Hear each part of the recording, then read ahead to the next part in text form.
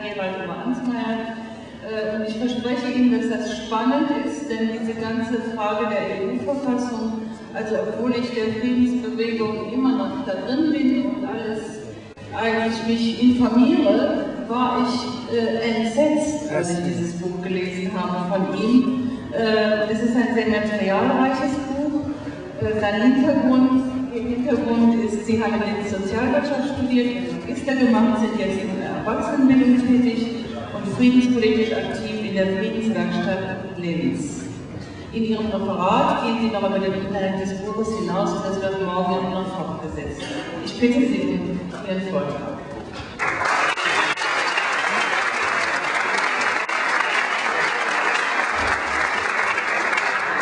The European Union Constitution is the constitution of the military.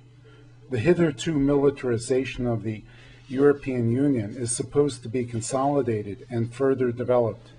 It contains an armament obligation in Article 1 to 41. The EU member states obligate themselves to improve their military capabilities step by step, says this article.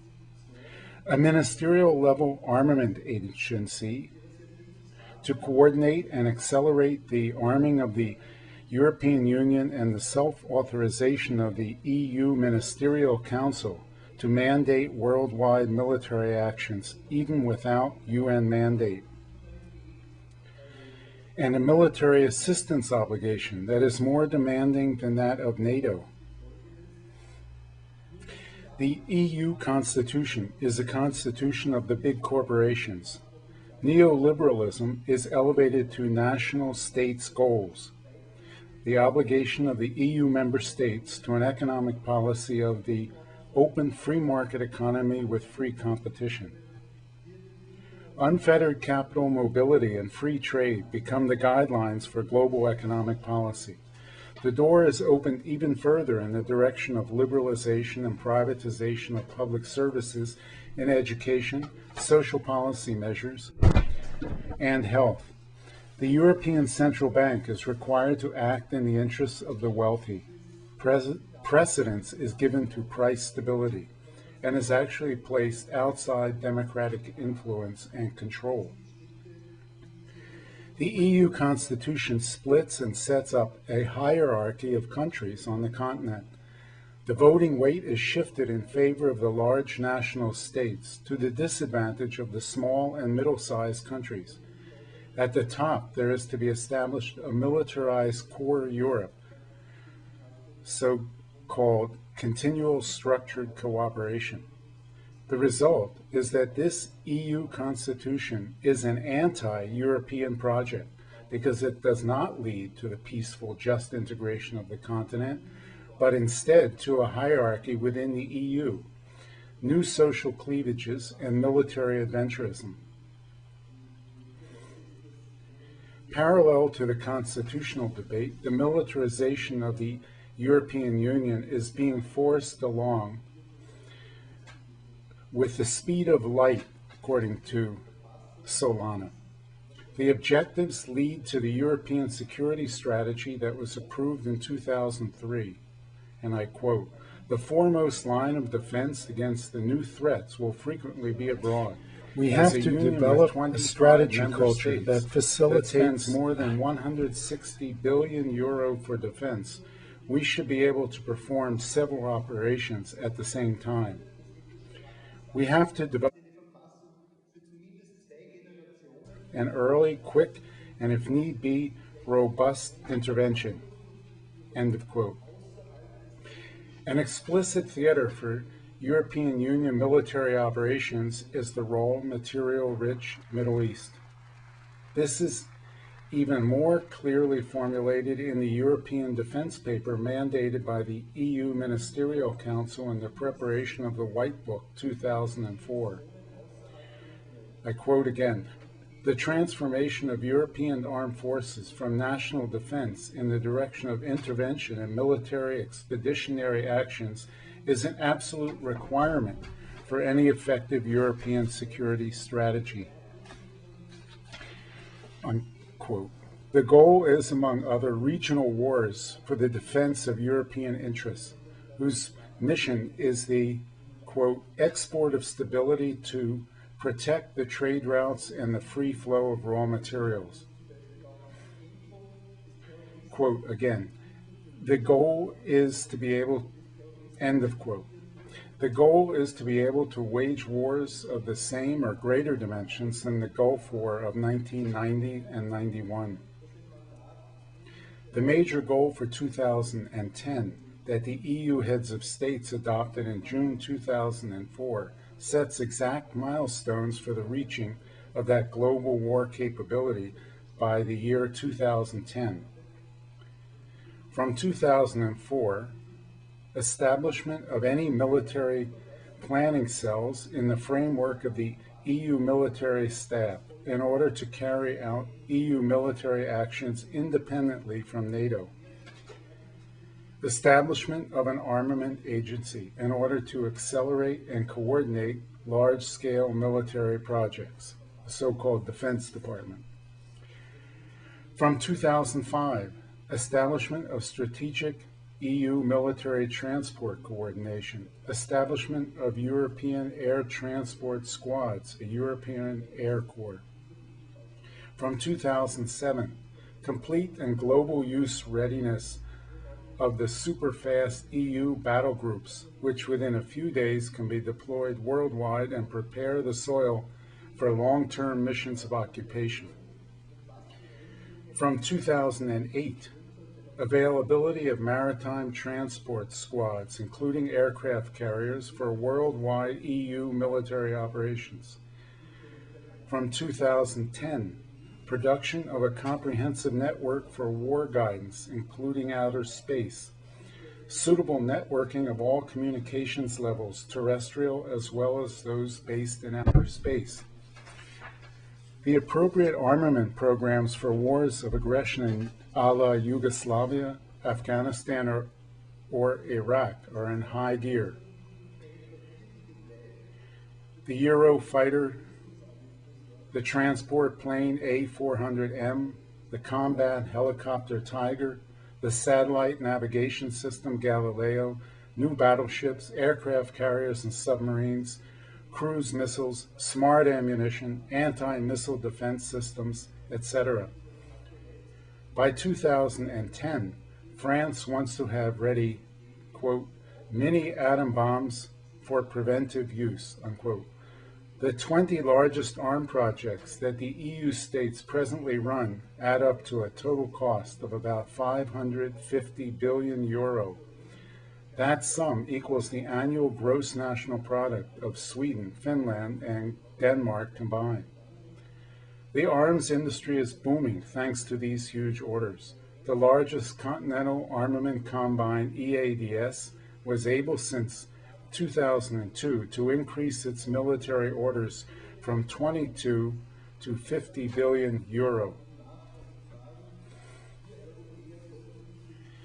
The goal of this process has already been openly formulated behind the scenes in the think tanks.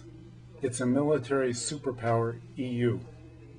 And I quote, only with this scenario can superpower Europe do justice to its objective potential as a world power.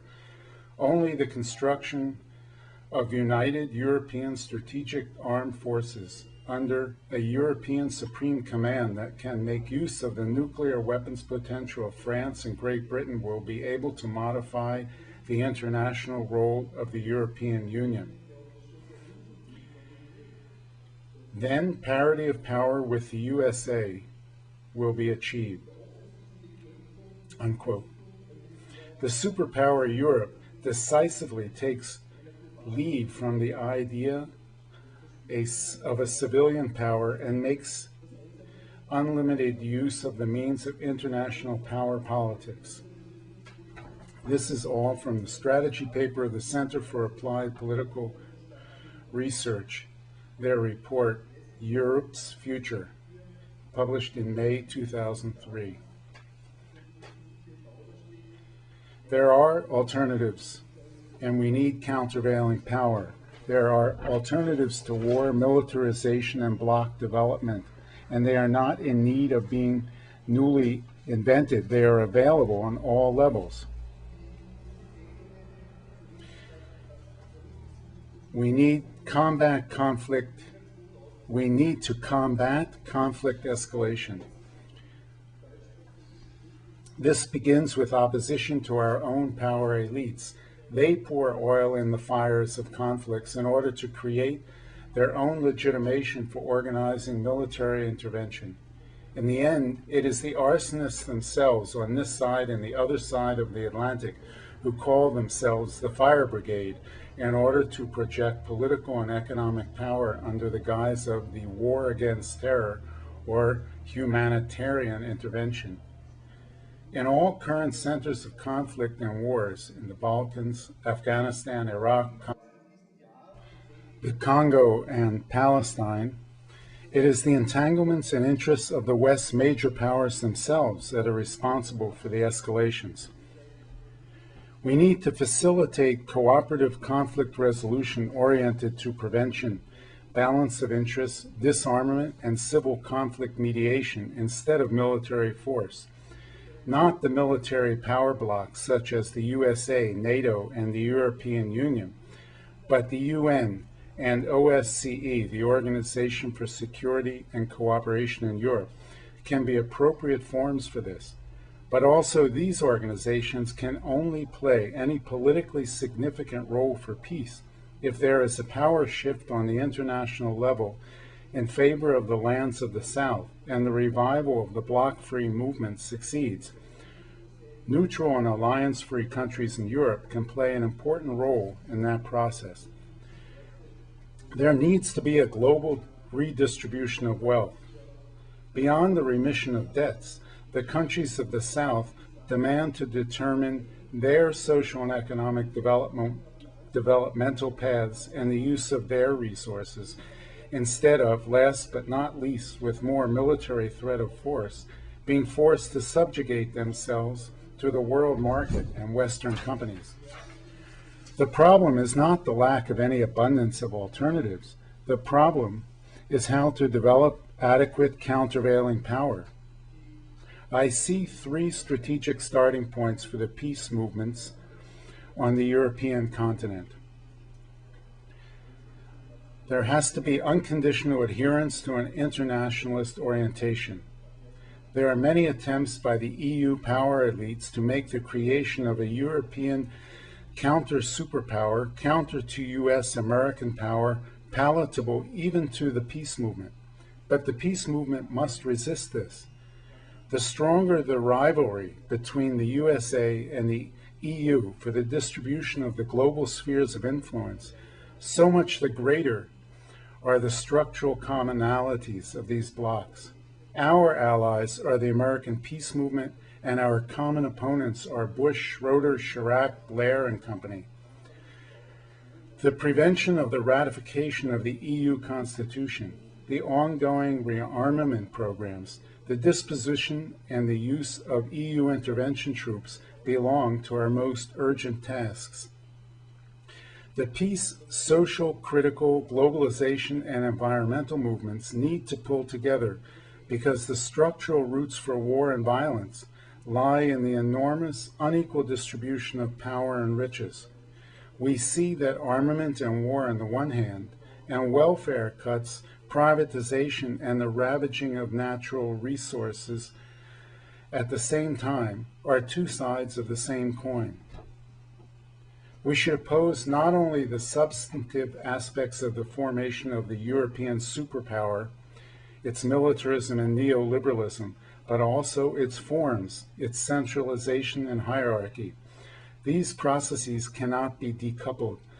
The defense and advancement of our achievements on the national level, neutrality, not tied to any military pacts, and ban against aggression, must be defended against the centralization of security and armament policies and their organizations on the imperial level. This is one important starting point for the creation of any multifaceted Europe that is based upon solidarity and equality. The more countries and economic power that can be torn away from the process of forming the military superpower, so much more chance the world has for an alternative to the Europe of the companies and generals. In Austria, that is the goal of our peace referendum. Des Nachbarlandes Y begonnen, dessen Regime pro-westlich orientiert ist und eine zentrale Rolle beim freien Fluss von Öl in den Westen spielt. Die EU interveniert gemeinsam mit den USA mit einer starken Streitmacht, um das Land Y zu unterstützen und ihre eigenen Interessen. Wir müssen aufstehen, wir müssen unsere Stimme erheben, damit es da doch wieder ein Zurück gibt. Danke.